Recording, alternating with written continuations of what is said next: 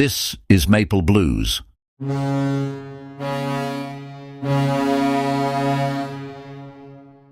All right, before I begin, I want to give a quick disclaimer in regards to certain things that have happened in the United States and certain political things. This is not a political podcast. This is just a podcast between two dudes who are talking about hockey, and that's about it. So if you're not here to listen about hockey when I ramble about politics, this is not the podcast for you. Clear? Good. In other news, welcome to the Maple Blues Podcast, the podcast where we talk about the NHL, the St. Louis Blues, the Toronto Maple Leafs, and other things hockey. I'm Penguin Note. And I'm Charlie ND. Yep, we're back, and we're going to talk about the Olympics. And I didn't watch any of the Olympics. I only watched like a few games. I talked to Charlie earlier. I said I watched the third period of Canada-Finland. I did actually watch 2 periods of the women's Canada versus Switzerland. And actually, when that golden goal happened, which Charlie will talk about, I actually just woke up that day because I didn't have work, but I slept in that Sunday. I did not watch the game. I actually did not care about the Olympics. I don't know what it was, but I just did not care. I'll let Charlie do all the talking. Charlie, the floor is yours. Well, elephant in the room, out of the way. The U.S. men's team won gold. I'm going to talk about that in a little bit, but before that, I just want to say how nice it was to have NHL players back at the Olympics. I am very grateful for that. Now, unfortunately, with the games being in Italy, the games were on at like the crack of dawn for me, being on the west coast of North America. So most of my Olympics experience was just watching the highlights. And I gotta say, it was like so amazing seeing all this talent packed into one team. And it's like that rare time when I get to cheer for Connor McDavid and Sidney Crosby, Nathan McKinnon, all these guys who I usually would not be cheering for. It's nice to have them on your team. It really is. And it is such like a weird change of pace. Suddenly you have to get behind all these players who you either hate or you don't pay attention to. And it was nice. It was a nice change of pace from NHL hockey. So going into it, I thought there was no doubt in my mind that Canada was at least going to make the final. During the round robin against the Czechs, I expected that to be a difficult game, but Canada surprisingly was pretty dominant in that one. However, when it came to the knockout stage, the Czechs actually made it very difficult. And that's actually been one of the better rivalries in hockey as of late, Canada versus Czechia. And I gotta say, like, Czechia definitely had the Canadians sweating there. And then that game against Finland, Canada generally outplayed Finland, but Finland was up 2-0. And it was looking scary there for a second. But after a couple nail-biters, Canada predictably made it to the finals, where they faced off against their biggest rivals, the United States of America. And the final game was the only one that I woke up for. Actually, that's not true. I didn't wake up for it. I pulled an all-nighter. Because I knew there was no way I was going to be able to fall asleep and then wake up for the game. So I just decided, you know what? I'll stay all night up for it. I'll sleep from like 9 a.m. to 3 p.m., something like that, which is what I ended up doing.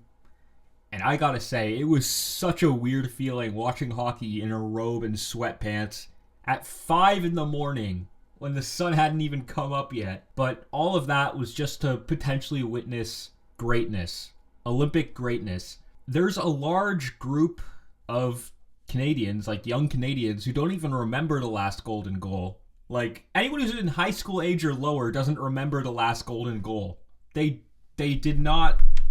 They either weren't alive or they have no memory of seeing Crosby score the golden goal in Vancouver. So, you know, I wanted the younger generation to be able to see Olympic greatness like that. And talking about the game itself, Canada, I think, was the better team in that game. And that's not me coping saying that. Like, I genuinely think Canada outplayed the United States quite significantly. Granted, they got off to a slow start, but especially in the third period, they really kicked it into high gear. And there was a point, I think, where Canada was out shooting the USA like more than 2-1. I'm pretty sure. I don't know what the final shots on goal count was, but I remember it was crazy during the game. Canada got off to a slow start. The US opened the scoring. Matt Boldy, I believe, scored in the first. And then it was Cale Makar who scored the tying goal in the second period. And I was like, okay, this is going to be an unforgettable game. I just know. Like, this is going to be amazing. Third period comes around. I just have no idea how Canada didn't score. Like, even before that, like, there were so many chances for Canada. There was, like, a McDavid breakaway. There was a 5-on-3 power play. And you know what the difference maker in this game was? Connor Hellebuck. I feel like in a way this is karma because I've been trash talking him a lot as of late. But Connor Hellebuck put on the performance of a lifetime on the world stage. I was in disbelief. And overtime came around and I was like, all right, this is what it's all about. Canada versus the US in overtime. Next goal wins the gold. I was fired up, but also trying not to fall asleep because, you know, I was sleep deprived. It was a very weird mixture of feelings. But we all know what happened. Jack Hughes scored the golden goal for the United States of America, and they clinched their first gold medal since the Miracle on Ice all the way back in 1980. And you know what? A lot of Canadians are more upset about this than I am, but I'll just say this. Silver's not bad. You could not complain about silver. It is so difficult for any Olympian to get to a position where they can say they've won a silver medal. They always say comparison is the thief of joy. And when you have a silver medal and your opponent has gold, it's hard to remember that. But truthfully, silver is nothing to scoff at. These boys played their hearts out. They played amazing. This is an Olympics that we're soon not going to forget. And you know, considering everything that's happened in the US over the last few years, I think you guys needed this morale boost more than we did. So, congratulations to both your men's and women's team for winning the gold. You know, at the end of the day, we might be rivals in hockey, but our countries are still allies. Our histories are very much intertwined. And I'm especially happy for the captain, Austin Matthews. I just want to say, anyone who says he was invisible during these Olympics, they just are casual fans. Complete casuals. If I'm not mistaken, he had 3 goals, 4 assists, and was +3. Although, I've said in the past, I don't think plus minus really matters that much. But more importantly, he was great defensively, which doesn't show as obviously on stats, but he made some key plays, especially during the final, that really helps the US stay in this game. And I'm proud to say that he is Captain America, and I'm so grateful that he's on my NHL team. And Americans, I hope you don't take this guy for granted. Even though you only cheer for him once every 2 to 4 years, I really hope you don't take him for granted, and I hope you realize just how special a player he is. And congratulations to all the Olympians, even the ones I admittedly don't like, because that was a phenomenal Olympics. I'm glad to see NHL players make their return to the Olympics. I'm excited for the next World Cup of Hockey. We'll get to run it back. Hopefully, Canada will triumph in that tournament. I'm confident they will. And to my friends down south, congrats on the gold. I hope you celebrated responsibly and safely. I hope you're happy right now. And just know, we will get our revenge. It will happen. So with that long ramble out of the way, Aiden, is there anything you want to say about that? I actually do want to say a few things. I actually did want Canada to win, which is very weird for me to say, but for a few reasons. One, it may or may not have to do with certain people in certain positions in this country. Two, Bennington and Pareko. I mainly Bennington, so all the haters could shut up and people could know it's not Bennington that's the problem, it's the Blues defense. It's the Blues themselves. That's why Bennington has been terrible this year. Our defense sucks. Our offense can't score. Bennington played his heart out, but it's gonna be forgotten. All they're gonna know is Ubergendes Jack Hughes and McGowan Gould and some other stuff. Although I will say, I don't think you mentioned, but McKinnon. Nathan McKinnon. How do you miss that wide open net when you scored the go ahead goal against Finland, but you missed that wide open net? If he scores that, we're talking a different story. You've got bragging rights. Some other stuff is not happening, and what could have been 2030, the next Winter Olympics in the French Alps. I think I'm pronouncing that right. And from the mock-ups, it's gonna be a glorified winter classic. They're literally just gonna, I think, put a roof over soccer stadiums and then just slap a rink on there. Basically, a glorified winter classic. It's gonna be, it'll be interesting. At least the stadiums will be built. At least the rinks will be regulation size. Maybe they'll shoehorn more seats in. But I mean, I want to sell the medal, but something just doesn't feel right. Or maybe it was the lack of the Olympics, or maybe it does have to do with certain people. Maybe just the lack of Olympics. Yeah, that might just be it. I wasn't really interested in the Olympics. I just don't really care about the Olympics in general. Something about it just doesn't make me feel very. It just doesn't really stand out to me at all, and that's why I really didn't care. But I am glad that Bennington and Pareko got silver, and Dvorsky with Slovakia, they got fourth, which is still impressive considering that Slovakia last time did not have the best Olympics in 2014. Though Slovakia is on the rise, Dalibor Dvorsky is a beast, and he is part of the future for the Blues. And since I'm talking about the Blues, let's talk about them right now. If you've been paying attention, you probably know the Blues are terrible. Right now, as of the time I'm recording this on February 24th, 2026, the Blues are 20-9 with 49 points. They are the second worst team in the league right now, only behind the Canucks.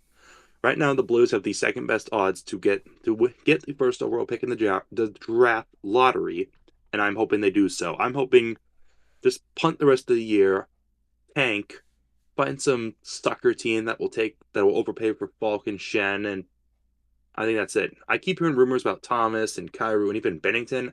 I don't buy it. I do not buy it. With how Bennington's regular season has not been good, I don't know why would you trade. Why would you trade him, and what team is going to trade him? Thomas, it's going to take a king's ransom and even then a few more sweeteners. Kyrou just doesn't make sense. Because the Blues, to me, feel like last year's Islanders, where they had a rough season, they won the draft lottery, they made a few switches in the offseason, and now they're back in playoff contention. I feel like that's what the Blues are. And also, the Blues will be getting a new general manager this season. Alex Steen will take over. I feel like you have Alex Steen, he'll clean up the mess or do some rearranging, get Holloway signed. I think that's the big critical move, is to sign Dylan Holloway. Don't let him get poached by another team. And yeah, that's all I have to say about the Blues. Tank for McKenna or Stenberg, one of the two. Charlie, what's going on with the Leafs? All right, before I talk about the Leafs, I just want to say I can't believe I forgot about McKinnon's missed goal there. I think the reason it slipped my mind is because I didn't actually see it. Like, I think I was like making eggs on the stove when that happened. So I was like listening to the game, but I wasn't actually like seeing what was happening. It was like midway through the third, so that makes sense. But all I want to say is, in a sport that has many what ifs, that is definitely one of them. I hope McKinnon didn't beat himself up too badly over that, you know. These things happen. But he got a stuffed animal. He got a stuffed animal, though. I forgot to mention that. Everything's fine. You got a stuffed animal. I'm sure he used the stuffed animal as just a punching bag after he got back to his hotel room. Just took and started. Treat the stuffed animal. I hope he didn't go too hard on it. But it's okay. World Cup of Hockey, 2 years from now. I've been anxiously anticipating the return of the World Cup of Hockey. There's always a chance at redemption. We'll see.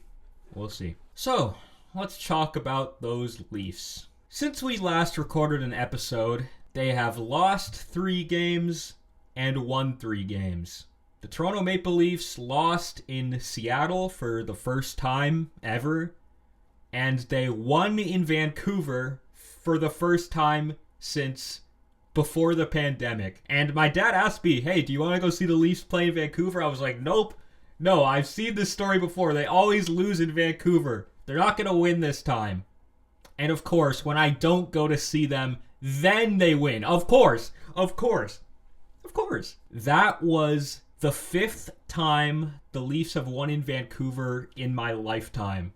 That's how infrequently it happens. We have, like, the worst record in that building than in any other building in the league. And of course, it's the one that I live closest to. Of course! And of course, when I don't go, then they end up winning. Of course! But, anyway, I'm getting a little emotional there. Anyway, here's the story with the Toronto Maple Leafs, okay? We do not have a first-round pick. We traded it to the Boston Bruins. We gave our first-round pick to them. We don't have a first-round pick. The Leafs are in the worst possible position we can possibly be in. It's going to take a miracle for them to make the playoffs, but they can't even effectively tank. Some people will rightfully bring up that the Leafs' first-round pick is top 5 protected. So if they get a top 5 pick, they get that pick. But they're not bad enough to finish that low in the standings. And they're not good enough to make the playoffs. They are in no man's land. This season's a lost cause. The only reason I'm excited to see NHL hockey resume is because of my fantasy team. But this season is a write-off. Now, things are going to have to happen here. We're going to need a retool, or worst case scenario, a full rebuild, which isn't really possible in the short term because, contract situations and stuff. And, there's also the possibility of McDavid coming to the Leafs in free agency in a couple of years, which I'm not saying that's going to happen, but if it does, that also changes things. The Leafs really need to course correct ASAP because there needs to be a lot of changes made if we want to salvage something with this core. Austin Matthews, when his contract expires, the organization's going to have to sit down with him and be like, okay, Austin, the ball is in your court. You can either stay with us and endure a rebuild, potentially. There's going to be some years where we're not good. Or you could leave the team, which no one would blame you for. If Austin Matthews leaves the Toronto Maple Leafs when his contract's up, I would not be mad at him. I would not blame him. If he stays and the Leafs do a rebuild and win the Stanley Cup, he will go down as undoubtedly the greatest Leaf of all time. If he stays and he plays his entire career with the Leafs and never wins a cup, he goes down as the biggest what if in NHL history. And I don't want to say there's no hope for the Leafs because it's very common in the NHL where you see a team look very strong and then miss the playoffs and then look very strong again in the following years. Good example would be the Boston Bruins. Made it to the finals in 2013, lost in the second round in 2014, missed the playoffs a couple years after that, and then made it back in 2017, made it to the finals in 2019. So, just because things are bad now doesn't mean they can't improve. I'm not saying the Leafs are a lost cause, but this season is definitely a lost cause. I will say this, no matter what happens against our opponents in the next few games, the Leafs need to sell. There is no way around it. The Leafs need to sell before the deadline. This is not a buyer's team. This is a seller's team. Anything we can get would be greatly appreciated. We'll see where our GM takes us. Oh, also, by the way, I want to talk about Brad Treliving. Leafs fans celebrated when Brad Treliving became GM of the Leafs, despite the fact that Calgary Flames fans warned us about this guy. People thought that Treliving arriving at the Toronto Maple Leafs would be good because the team would get more grit, and the popular notion was that the reason the Leafs weren't winning is because they didn't have enough grit. But then Treliving goes and he signs Reeves to a contract with his bad knees. And I love Ryan Reeves, don't get me wrong, but the thing is, the Leafs didn't need random fourth line plugs to have grit. They needed the core four to have more grit. You get what I'm saying? It's like I've said in previous episodes, in do or die situations, they get all down on themselves and depressed, and it's just a self-fulfilling prophecy. They needed to have more grit, especially in important moments. And Brad Treliving hasn't really made a difference in that sense. In fact, he hasn't done anything in like so long. Like he's doing nothing. Like people are literally screaming at him to do something. And I'm not saying Dubas was much better with his terrible contracts and no move clauses, which I was not a big fan of, but True Living is not an improvement. If anything, he is worse. But he can still redeem himself if he navigates the ship through challenging waters. We play the Tampa Bay Lightning next, a team that's very good this year, but we've kind of owned as of late. And then the Florida Panthers, and then the Ottawa Senators, and then that wraps up the month of February. And then starting March, we play a bunch of teams that we usually do well against. The Flyers, the Rangers, the Devils, I believe. All teams that we usually have success against. Let me just double check here. Yeah, okay. Flyers, Devils, Rangers, Lightning to start off the month of March.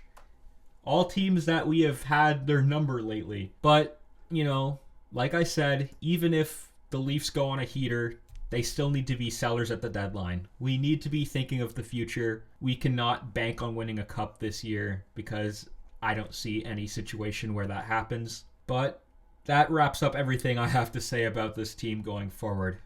Good luck, Leafs. You're going to need it. Okay, I have standings pulled up right now. The Maple Leafs have 63 points. The Bruins have 69. That is a 6-point difference.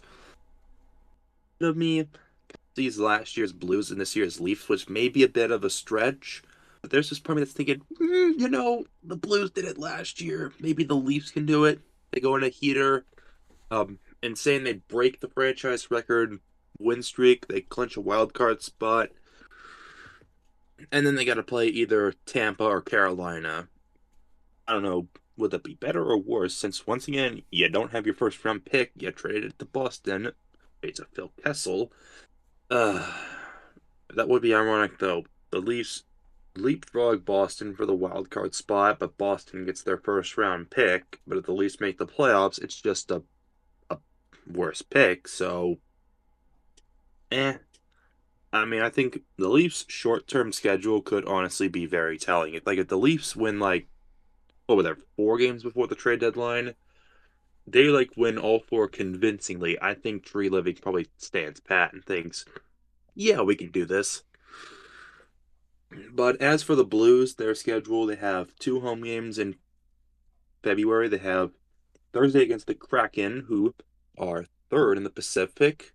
And they play the Devils, who have stunk to near the bottom of the East. Then they play the Wild on March 1st, the Kraken again on March 4th, and then trade deadline day, they are in San Jose. Somehow the Blues have not played the Sharks this season at all. They will play them 3 times in the month of March. That March 4th game against the Kraken, barring any trades, that Blues roster could look different on the 6th against the Sharks. Especially since it's a late start my time. That day could be very telling. Yeah, I feel like Falk and Shen are most likely gone. I don't want Kyrou, Thomas, or Bennington to go unless some team gives an offer they can't refuse. If you give at least 2 or 3 first-round picks, I might think about, and maybe a prospect or 2. Why not?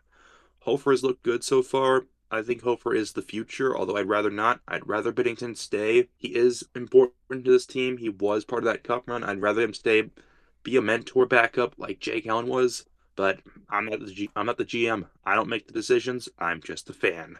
So, yeah, that's what the Blues are up to. And I also want to mention, since I'm talking right now, free agents, since the trade deadline also, anyone with an expiring contract that could be on the move, there were some rumors floating around that Bobrovsky could get traded, which I'm not buying. That's probably just floater air to put on someone that's just floater air. Yeah, nothing really else. The free agents right now, no one really besides Nick Schmaltz is really wowing anyone. And I don't really think the Mammoth would trade Nick Schmaltz when they are, I believe the Mammoth are in a wild card spot.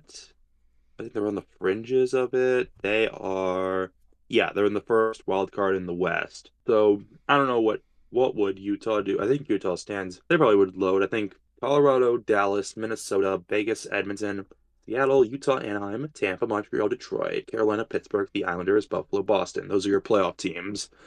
And yeah, that's got to be very, very that's got to be very sour seeing Kyle Dubas doing so well with the Penguins right now. So, what anything else you got to say? Actually, yeah. While you were talking, I was looking at the standings, and it just made me so upset looking at it because the Columbus Blue Jackets, they've won 29 games in 56 games played. They have 65 points. The Edmonton Oilers have won 28 games out of 58 games, so less than half, and they have 64 points, which is fewer than Columbus. And yet the Blue Jackets are out of a playoff spot, and the Oilers are in a playoff spot with home ice advantage. And the Seattle Kraken, who have as many points as the Leafs, are in a playoff spot. They're third, and they're 1 point behind second, with games in hand over the Oilers. And like I said, I know I said earlier in the episode comparison's the thief of joy, but like, come on, dude. Like, Kraken fans are probably on cloud 9 right now, thinking their team's gonna go to the playoffs for the second time in franchise history. Meanwhile, the Leafs, who have had a similar season to the Kraken, actually, an almost identical season to the Kraken, we just have one more regulation loss, and yet it's like Doomerville and Frowntown over here, while Kraken fans get to be happy. And the Pacific Division as a whole is so weak and pathetic this year. I know this is an anomaly, but it just exposes how terrible the standings format is. The Minnesota Wild and Dallas Stars, you can make the argument that both of those teams deserve to go to the conference final more than any team in the Pacific Division. And yet, one of those teams is pretty much guaranteed to lose in the first round, which is a shame.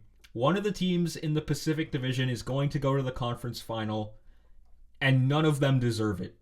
None of them deserve it. The only reason they're going to make it there is because of the NHL's awful playoffs format. They need to go back to 1 versus 8, 2 versus 7, 3 versus 6, 4 versus 5, without reseeding this time, because I don't like reseeding. That would solve so many problems. That would fix a lot of things, actually. The Oilers wouldn't have home ice advantage. Instead, they'd be facing the Dallas Stars. Although, to be fair, they've had the Stars number in the playoffs, so maybe they'd beat them. Who knows? Minnesota versus Seattle. Colorado versus Anaheim. That's going to be a David versus Goliath matchup. Although, to be fair, I think that would happen either way. But anyways, my point stands. I don't like the current playoffs format at all. I think it's just straight up unfair, and I think it puts teams in a position that they arguably don't deserve to be in and that their playing has not reflected. And again, maybe this season's an anomaly for the Pacific Division, but I just don't like this situation at all. I wasn't really involved or really a big hockey fan when there was the 1v8. The first year I truly got into hockey, that was the year they switched it to the 3-3-2 wild cards. To me, I kind of like it. I kind of don't. I have made playoff bracket adjustments when I do my expansion videos because my ideas are you get 4 new teams, you have 6 divisions of 6, and I think I did 7 teams in the conference get in. You have I think there was a wild card series or game I did. I can't remember.